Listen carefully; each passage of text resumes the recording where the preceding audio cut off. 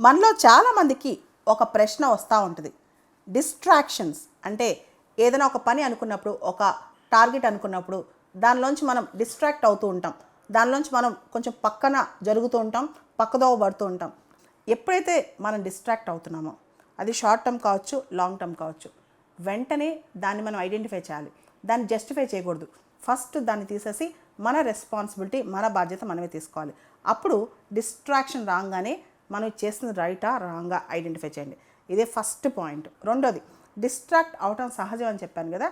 అయితే డిస్ట్రాక్ట్ అయిన తర్వాత దానిలో ఎంత టైం పెడుతున్నాం మనం అంటే కొంత టైంలో దాన్ని వెనక్కి వచ్చేసేయాలి. ఉదాహరణకి ఒక సినిమా చూడటానికి కోసం డిస్ట్రాక్ట్ అయ్యాం. ఆ సినిమా అయిపోగానే ఇంకొకసారి 10 రోజుల దాకా మనం డిస్ట్రాక్ట్ అవ్వకూడదని మనకు మనం ఆటో సజెషన్ ఇచ్చుకోవాలన్నమాట. మనకు మనం చెప్పుకోవాలి. తర్వాత పెద్ద పెద్ద కారణాలు, చిన్న చిన్న కారణాలు, ఏ కారణాల వల్లైనా మనం డిస్ట్రాక్ట్ అవుతున్నప్పుడు ఆ కారణాల వల్ల మనం డిస్ట్రాక్ట్ అవుతే మనకు లాభమా నష్టమా, దానివల్ల మన ఫోకస్ మిస్ అవుతున్నామా లేదా, మనలో మనం ఒక్కసారి ఎనలైజ్ చేసుకోవాలన్నమాట. దానివల్ల ఎంత నష్టం జరుగుతుందని.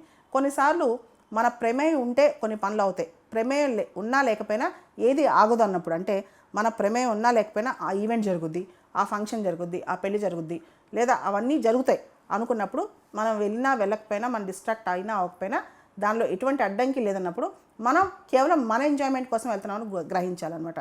కాబట్టి ఆ టైంలో మనల్ని మనం కట్ చేసుకోవాలి.